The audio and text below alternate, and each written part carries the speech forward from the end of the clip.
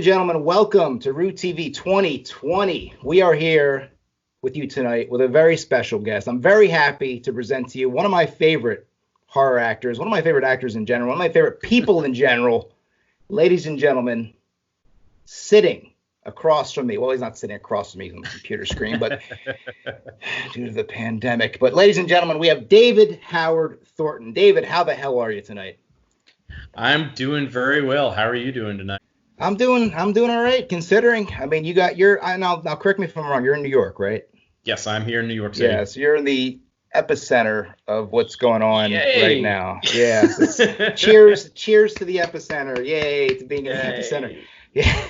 I was just there. I was there in I think January or February. So I don't know. I might have it. Who knows? I don't know. Oh, who knows? It's like I actually was filming upstate New York when the whole lockdown started up. So yeah. I literally came back the day everything went to lockdown basically. So that was quite an eye-opening experience coming in and seeing my neighborhood I live in Queens, which is one of the busiest streets here in Queens, and just seeing it a total ghost town. I'm like, this is weird.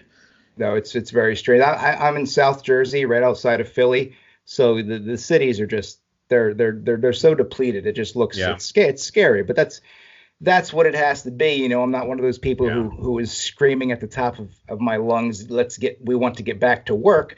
Yeah. Because I don't know, in my opinion, I think we'd rather live than get back to work. That seems like the the common sense reaction to that. But exactly. But speaking I of digress. we're not gonna we don't have to get into all that. But speaking of getting back to work, now you just mentioned you were filming.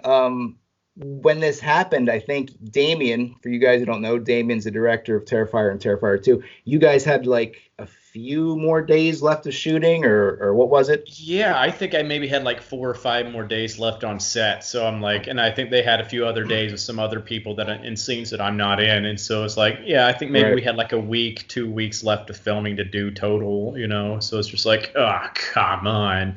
Yeah. No, I know he was pushing really hard to get post production done by Halloween and have it out by Halloween.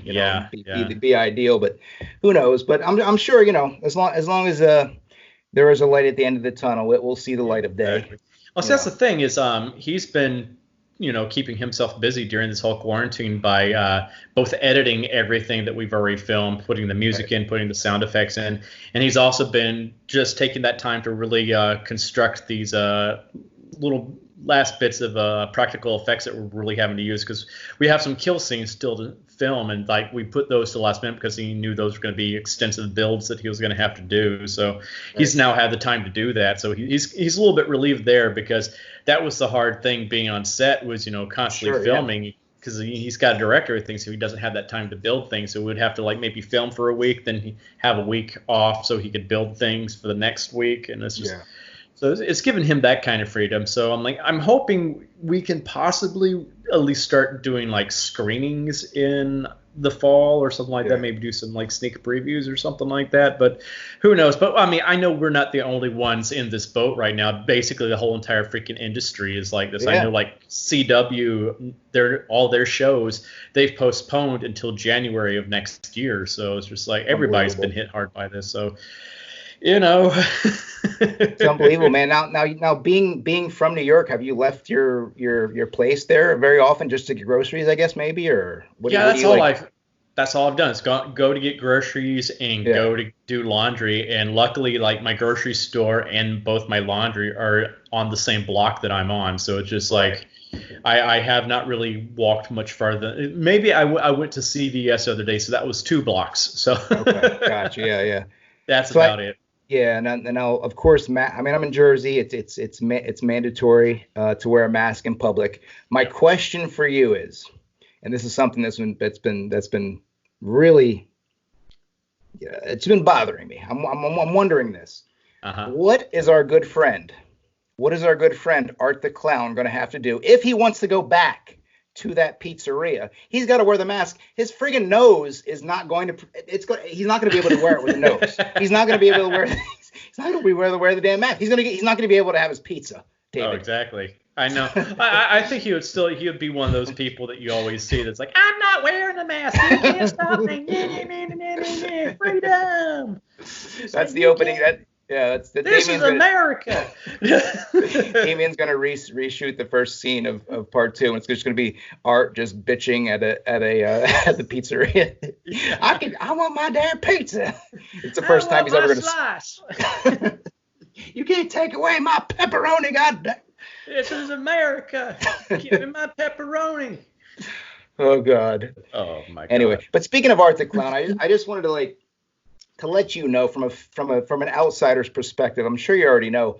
It's really crazy the kind of cult following that this character has kind of garnered. And to my knowledge, outside of maybe, and we'll get into him also later, but Captain Spaulding, maybe like in the past 20 years, I can't think of a horror icon in the past 20 years that has garnered this kind of following. I mean, we've had a lot of good horror movies. I mean, I'm a big fan of a lot of recent horror. I'm not one of those dudes who, 70s and 80s and that's it. I like a lot of recent stuff, as you probably do too.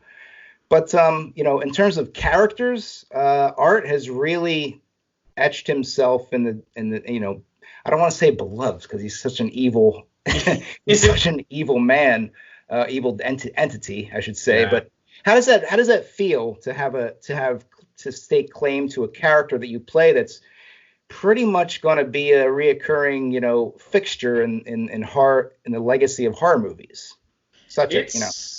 It's pretty freaking sweet. Yeah. I did not see this coming at all, though. It was especially so how quickly it happened. That's what really floored us. It's like even before we released on Netflix, Damien and I went to our first convention a few months after we released in Arizona, and there were already people dressed up as Art at that convention, and we're like, holy crap, this is amazing. And you're right, you don't see, I mean, we've had tons of horror films released in the past 20 years, but I think you're right. It's basically like Spaulding and maybe Jigsaw, and that's about it. And I think that's what it is because there haven't been that many like charismatic characters that have really caught on with people. Because so many of these films recently have been like one-offs as well. And then you have like the paranormal type of movies, like the Paranormal Activity movies and the Annabelle, Conjuring, all that kind of stuff. Those characters, are not as, I guess they don't really latch on to people as much as like Freddy Krueger does because it's a different thing there. So, now I know you. Yeah, no, absolutely. I totally agree with that. Now, for the people watching at home, somebody who hasn't heard David state this before, who outside? Well, I've got one in my head that I'm going to tell you because I've heard you reference this guy. But for the people who don't know, who have been your inspiration in terms of people, actors, characters that you've looked at? And the one that I really got a kick out of because I loved him too as a kid is Rowan Atkinson, Mr. Bean. Oh yeah. He's his physical kind of mannerisms and how he really, because there is an element of comedy. And we'll get into that too, your comedy background. There's an element of comedy to Art, as crazy as that seems. He's hacking people up with a hacksaw, but there is that. So can you tell us a little bit about your inspirations for Art? Yeah, that's what I did is basically took my love of great horror villains and great comedians and like put them together. Meshed them together, right.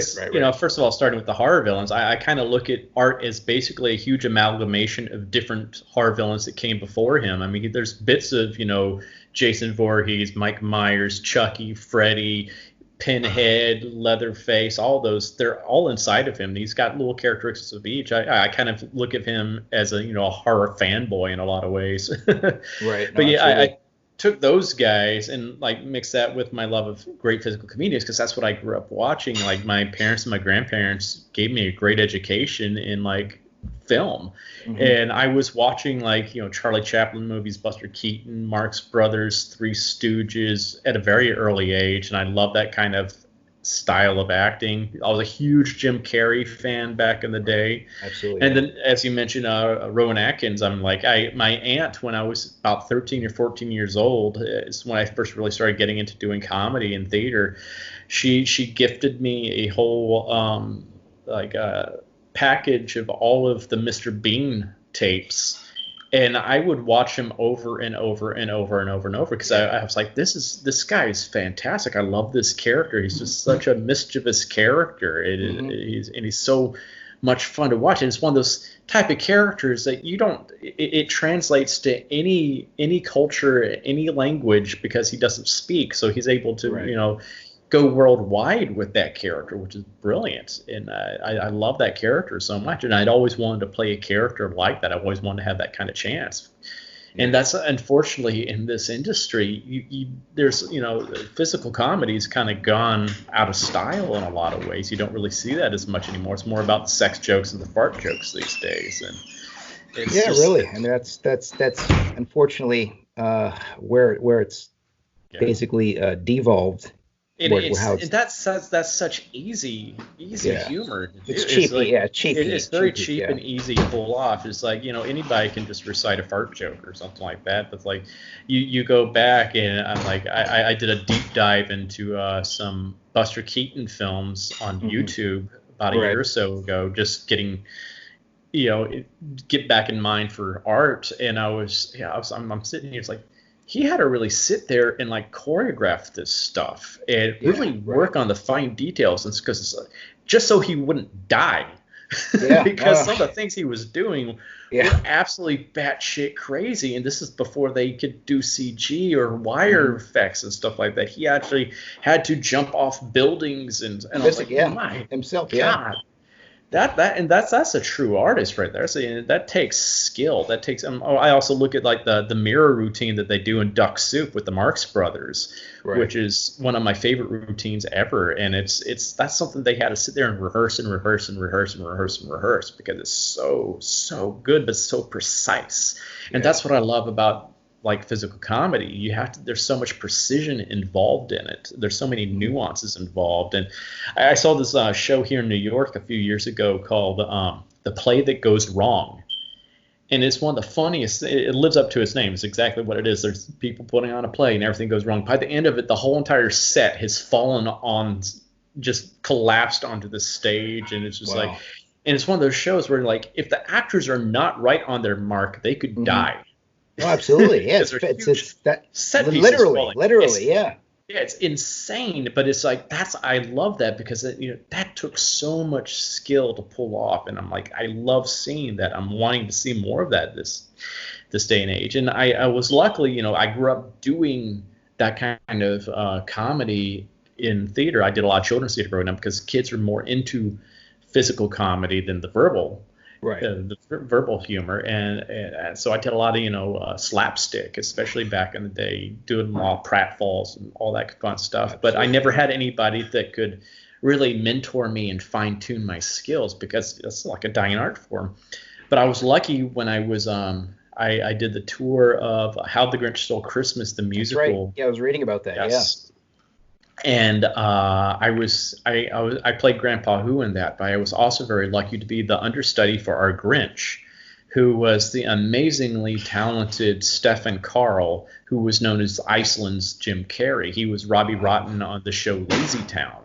Interesting. And Stefan was trained. He was professionally trained in physical comedy and clowning. And he really was able to take what I could do, and he would pull me aside. He's like, well, David, why don't you do this? And you have to spend more time with your reactions. But he just really go in depth with it with me. And he really helped me fine tune my skills. And so I brought a lot of Stefan also into the role of art because I had moments on set where I'm trying to figure out, okay, how am I going to approach this scene? And I would just like, okay, how would Stefan react in this? Like, how in that situation? And that's when I was like, okay, Stefan would do this, and this is like, there's my answer. That's what I'm going to do. I'm going to do what Stefan would do here. Yeah. So. How do you, David? How do you compare performing in front of a live crowd in theater as opposed to maybe? I don't know. I guess it's kind of a no-brainer, but Mhm. how do you compare that atmosphere compared to working in movies?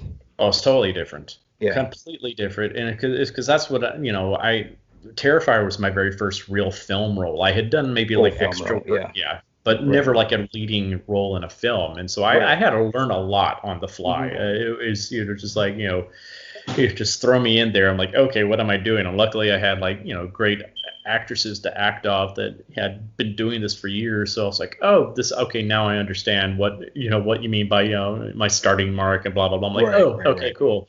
So I had to learn a lot of that on the way. And what I'm so used to, especially with comedy, is having an audience in front of me. So when certain jokes are landing or they're not. You Right. have that instant feedback, but you also have that great relationship with the audience. So there's a lot of give and take. There's a tug of war going on. So like when I see I'm getting reactions out of an audience, that gives me more energy on stage where I'm like I can do more. I'm trying to fight with the audience in a way, trying to get more out of them. Right. I love that. I love that. And you don't have that with film. It's like, because everybody, if you do something funny, no one can laugh because they don't want to ruin the take. Right, absolutely. And so you're like, well, shoot, I don't know.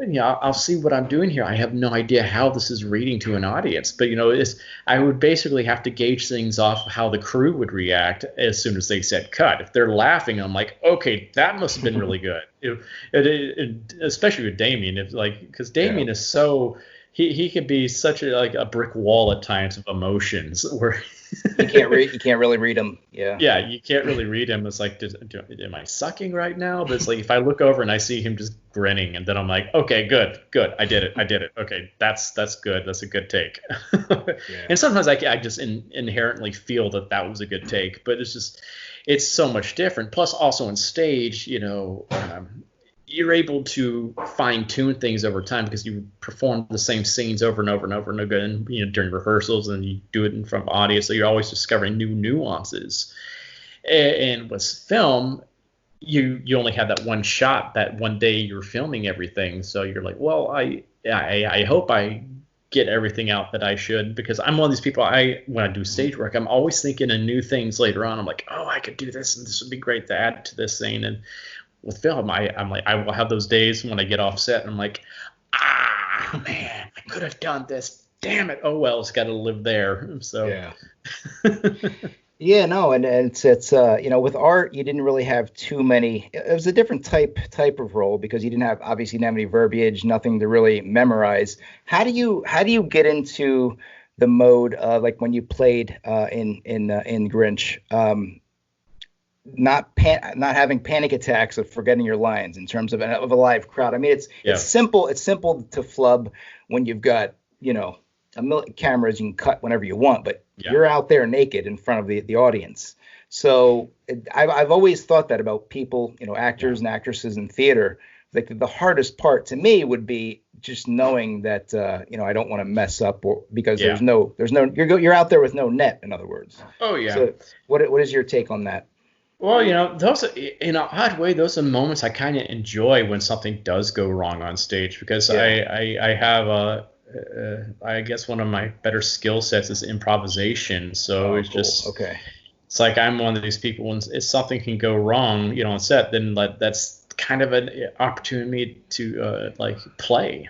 Yeah. No, right. Yeah. I was like, how am I going to get out of this mess? And I developed those skills growing up because I had this one actor in our community theater that was notorious for forgetting his lines. Yeah.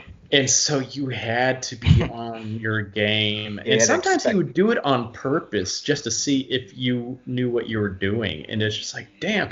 And, sometimes it could be frustrating because, like, damn it, Craig, you forgot your lines again. He's like, oh, no, I did. I just wanted to see if you were able to handle. Craig would on purposely forget him to see. Oh yeah, because he just wanted to challenge you. But he would only do that to people he knew he could. But sometimes he would actually forget lines too. But but the thing was, he was one of those actors too that even though he forgot a line, he would still get back to where he was supposed to be. He would He'd never still get just back, stand there and just go blank. Right. But right. I've had those moments on stage where that would happen and someone would like forget to come on stage. I remember this one show where a costume change, they had a big, huge wardrobe malfunction doing a costume change off stage. It's when I was doing a production of Aladdin back in the day, and not the Disney version. It was a different version. I played Nuff Said the Camel on that. Okay. I was his sidekick. So it's when he was turning into the prince. They had to do a costume change off stage. And he's not coming out, and I'm just by myself on stage, and like, oh crap. And the lamp's sitting there. I'm like, oh, I made up this whole routine about me trying to make wishes on the lamp while he's away. I'm like, I'm going to try doing this. And of course, our tech people were freaking out because, oh, God, we can't do special effects for the lamp. You're going to change the whole entire show. But I ended up like changing. It was like, oh, wait, I can't rub the lamp. I don't have thumbs. And I just made this whole routine, like coming up with like, what am I going to wish for? And it's like, because it was such a fun moment for me. And I kind of love those kind of moments. So, no, absolutely. Now, David, speaking of things that you love, I can tell you have a passion for this character. I saw a clip I saw the whole damn video of you on YouTube doing the scene from Killing Joke as the Joker. And holy crap, was that, you nailed it, dude. That was amazing. Amazing. Thank you. Amazing. Now, my question, you can get into the behind the why of that, but also, I believe you did that in 2018, maybe a couple years ago, right? Yeah, I think that was 2015 when I did that. 2015, okay. Because it was before I got cast as Art. Yeah, but I was thinking, like, what would be going through the mindset of someone who does that version of the Joker, and then you see what Joaquin Phoenix did last year.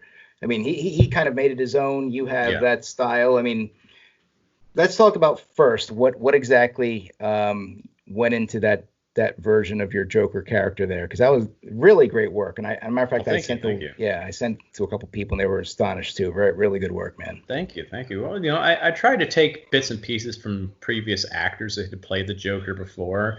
I would say definitely like the biggest influence is Mark Hamill's interpretation of the character. Animated, right? Yeah, and also the Arkham games as well. I think that's where he really perfected the character, because he's able to go darker with it the way he's supposed to be. And I'm like, oh, God, he's so good. He truly understands the character. He's able to do it all just with his voice, which is fantastic. But even when you watch Mark in the booth, he's acting it out. He's just not standing there saying the line. He's like, you can actually see he becomes the Joker in that booth. Right. It's fantastic to watch. Yeah. So it's like, if you're gonna, pull off the Joker, might as well, take a little bit from the best that's out there. But I put a little bit of Romero in there, put a little bit, of Jack Nicholson, a little bit of Heath in there. So little aspects of Cesar Romero, like kind of spliced in there a little bit. Yeah, definitely. Because Romero is very over the top. Mm-hmm. And I see Joker being a very over the top character, because he is a clown. He is the clown prince of crime. So he's got to be a little bit over the top, But I like to I think he's more over the top when he's happy and stuff like that. When he's really pissed off, I think that's where he gets really low and dark. Yeah. And I'm like, I like that, where he's like, he's not as trying to be crazy and funny. He's pissed, and he has those moments in that monologue, which I loved. And I was like, I get to go. So yeah, that's what I did with it. And it's like, he's my favorite villain of all time anyway. So I'm like, I've always wanted a chance to play him, especially I've played him on a YouTube series, but I would really love to play him on like a TV series, so I could really take the time to really develop him over a season or two. That would be a dream come true for me. Yeah, no, absolutely. And that was, like you said, that was 15. I think they came out with the no disrespect to Jared Leto, of course, but that would have fit perfectly in that movie in 2016, Suicide Squad. Now, I wanted to get your opinion. It's a random question, but what did you, as a fellow Joker fan, going back to the 80s, when I was born, early 80s, what did you think of Joaquin Phoenix's performance? Well, not so much the performance, but his portrayal of the Joker last year. Well, I thought his acting in general in the movie was fantastic. Don't get me wrong there. But the thing was, that was not the Joker. That my biggest to me that my big problem with it was that's not the Joker of the comic book, because this Joker, this version of Joker, and this was definitely different. He was a guy that just things would happen around him, and he's like, oh, okay, this is going on. Yeah. Okay. Fine. Right. And that's not the Joker. The Joker, he's out of control, but he's in control of everything that is out of control. He's an agent of chaos, but he is the one creating the chaos, and he knows how that chaos is going to affect everything around him. That's why he and Batman are, the two sides of the same coin. It's like one's order, one's chaos. And he's a master strategist. He knows that if he does this, this and this and this and this and this and this are going to happen.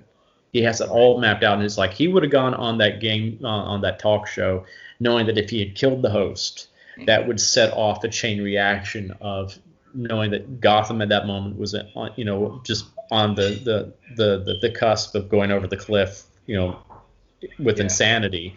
He knew that would set the powder keg off.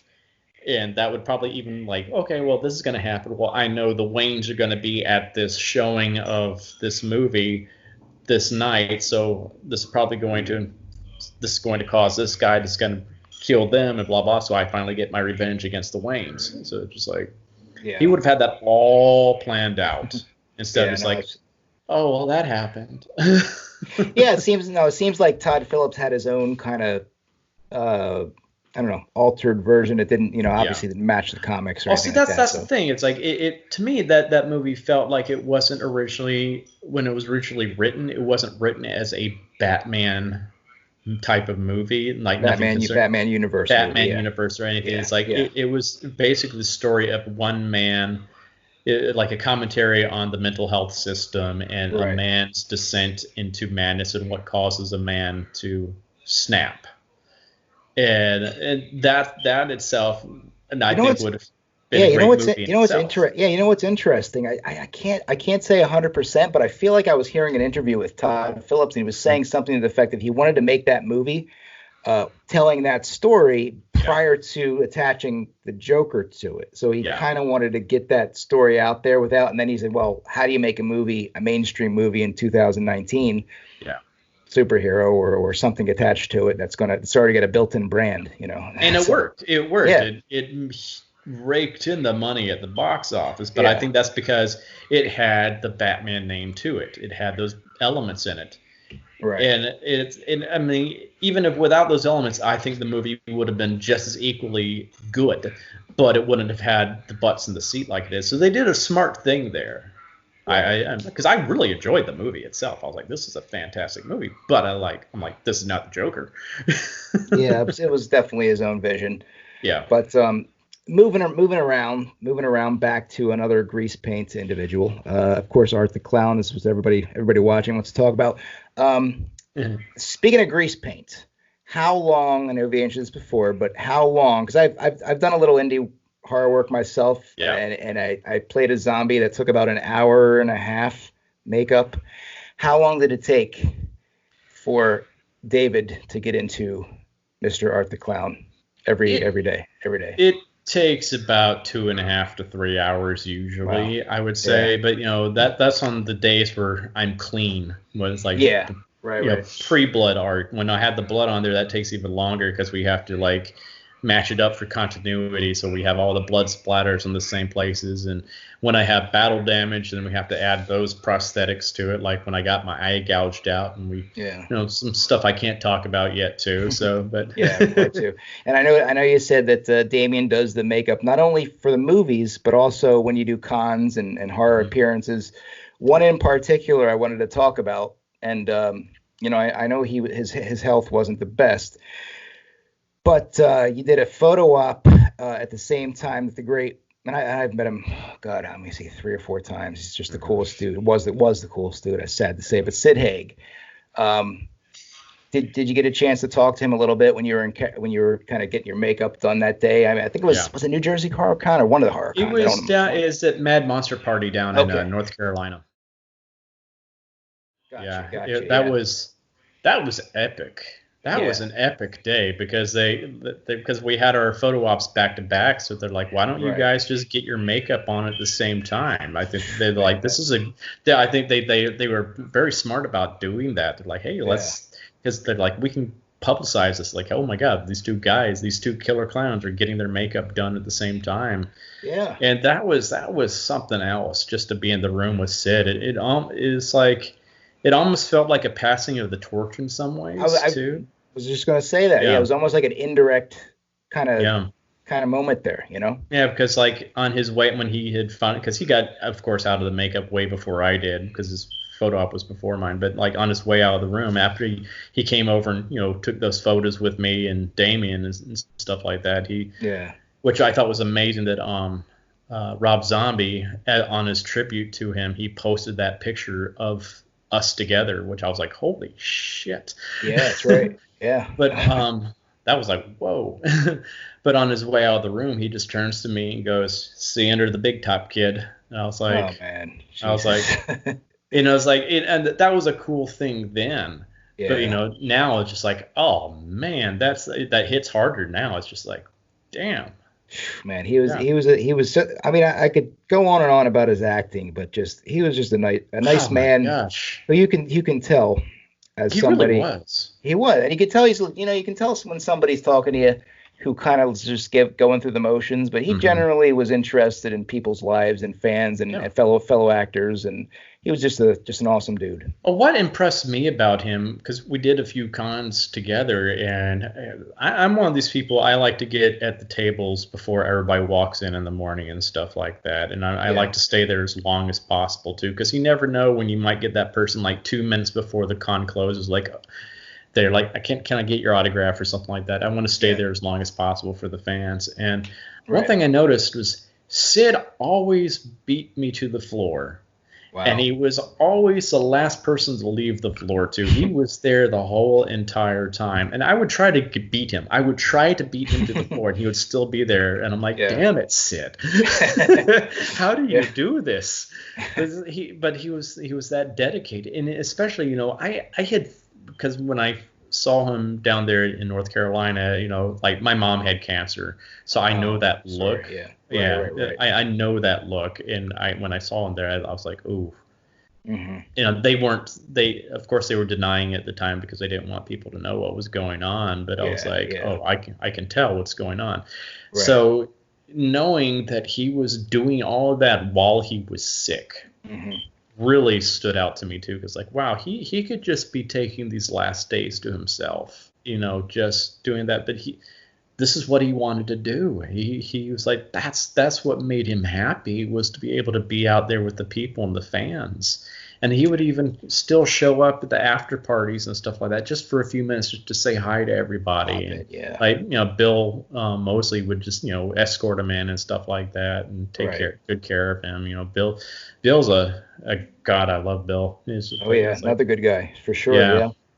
Bill is just, that's what's so amazing about these horror actors. Like, these guys play these crazy, evil, horrible characters.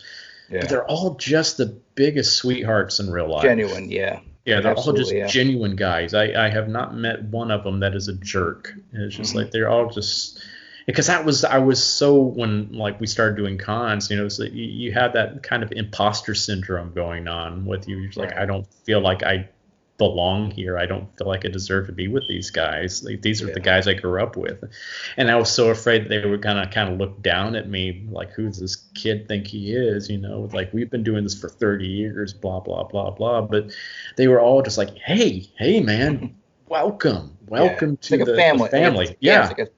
Like a second family almost. Yeah, it really is. I was like, that's what I miss about these conventions right now. I miss seeing these guys and hanging out with them and stuff like that. Yeah, no, I know you were supposed to be in Atlantic City for one in I think a couple months ago or something, but I don't know how that's going to be affected. I don't know how that's going to change. The con scene is going to change. Does it revert back to how it was? Does it? Yeah. Do you social dis? I don't know. We don't. That's the thing. It's like none of us know yet. None of us know. It's just I know Bill Moseley the other day posed that question on his Facebook page to everybody. I was like, what's going to go? How are we going to go about this right now? Like, there were so many different answers about what's going to go. No one knows. We're not going to know until we start doing it. Until the first con starts doing it, and they're like, okay, this is what works. This is what doesn't work. So how can we best do this so it works best for everybody. So, especially for the fans, they're able to have the time they need on the floor and stuff like that. And, it's like everybody's happy. But, it's just, I guess some sacrifices might have to be made for a little while. But, I mean, we'll eventually get back to normal. I think so. I mean, if you really want to cut and, bottom line it's when the vaccine comes out. When we get the vaccine and people are taking that, that's going to be the conclusive, whether it happens before that and people social distance and wear masks. But think about it. We're at a horror con. Everybody's wearing Halloween masks anyway, so might as well just wear it. Yeah. But David, before we wrap it up today, I want to bring up a little bit more about Terrifier 2. And I know you can't talk about it. I get that. But one of my favorite actresses, matter of fact, I was just watching, was it yesterday or the day before, just watching Sleepaway Camp. I believe Felissa Rose is in that movie, isn't she? Yes. So what was it like? What was it like working with Felissa Rose on Terrifier 2? Well, unfortunately, I don't have a scene with her. I guess that's a little bit of a spoiler because, I hope Damien doesn't kill me. Oh no, don't worry about it. It's not much of it's not a huge spoiler because what she's doing, what Tamara Glenn's doing is it's more like little cameos here or there, so she has a small part. Okay. Yeah, it's just a small part because we want because she's such a good friend of ours and stuff like that, so we wanted to get her in the film somehow. So it's like we'll do this. She could play this one character, and I understand that day on set was just hysterical. Everybody was just having so much fun. I hated I had to miss that day. I was like, oh, but what I liked about it is all the new cast members got to know Felissa now. So not once they start doing conventions with us, it's going to be like, Felissa, hey, she because Felissa's one of the best people at these conventions anyway. So she's another one. Yeah, same type. She's just so personable. Salt of the earth, pretty much. Oh yeah, nicest, absolutely, yeah. Oh yeah. So what I want to ask you was, now again, we can't bring up details because Damien hasn't even released a trailer yet. But from the stills that he dropped, I zoomed in and I saw a little bit of the setting. And I'm a big fan for first of all, Terrifier Halloween night setting. You kidding me? You already suckered me in. Even if the movie sucked, I would have watched it, which it didn't. It was awesome. But I saw the still of arts back to something. It looked like a carnival. And then I zoomed in into the distance, and I saw a fun slide. So I'm thinking to myself, this might have a carnival setting, and it might be freaking great. I'm hoping there's something related to a carnival or something related. Oh, he's smiling, ladies and gentlemen. David is smiling. He can't say anything.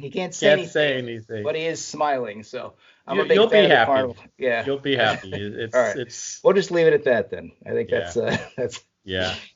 But yeah, no, I'm really looking forward to that, David. And for anyone who hasn't seen, I don't think I brought it up at the top, but for anyone who hasn't seen the original Terrifier, it's on Netflix. I don't know how much longer, but it's been on Netflix for a long time. Check it out. I highly recommend it, especially if you're a fan of 80s horror like me. It's just kind of a throwback style Halloween night movie. It's I would say in the scheme of the many movies that have come out in the past 10, 20 years, it's definitely stands out as one you will not forget. And it's just speaking of me watching it from an outsider's perspective, and I'm going to get into something, segue really quick on one of our last topics, but when you watch yourself as Art, do you find it to be entertaining, or do you find it to be scary, or more so just entertaining? Well, I mean, personally, I find it to be more entertaining because, it's like, that's what I thought. It's hard to find things scary when you already know what's going to happen. Yeah. So, right. Yeah. But I can see how things would be scary, though. Like for instance, because this is one of those moments on set where I was like, this is when I first learned to really trust Damien's judgments. Is the scene where Tara comes in and I'm just standing there frozen. Yeah. And then I do the little right at her. Yeah. But it's like, doing that without the real seeing how it actually looked, I was like, this feels so stupid. How is this scary? How the hell is this going to be scary to anybody? Yeah. But then when I see how it was all done, with the edited and the music, and I'm like, oh, that's creepy. Oh, that is creepy. Okay. When you saw yeah. the finished product, in other words, yeah. Yeah. I was like, oh, I totally see what Damien was doing there, because it's like, oh yeah, okay, he knows what works here, and I was like, that's just great, so I can see how things would be scary, but I know exactly what's going to happen throughout the whole entire thing, but clearly, yeah. But at the same time, it's like I am also my biggest critic. Right. When I hate to watch myself. I hate to watch anything I've done, because I'm just like, I nitpick every little thing I would do better. And I think Terrifier was the first time where I actually could sit there and not cringe throughout the whole entire thing. I was actually sitting there and enjoying it. I was like, this is fun. Yeah. I am really, and I've watched it so many times because I like to watch it with people that haven't seen it before. Yeah, absolutely. And I have and it doesn't get old to me. It's like one of those films I can keep watching over and over again, and I'm still entertained. I'm like, that's the truth. That is really the true test. That's my barrier of a film. And I mean, I've seen many films that I've loved, 4 stars, whatever. But if you want to watch a movie reoccurring, time after time, that's really my standard bearer. I mean, there's films. My favorite film is Ghost World. I've watched that a million times. Another horror movie, Trick or Treat, horror anthology. I watch that every Halloween. Love that one.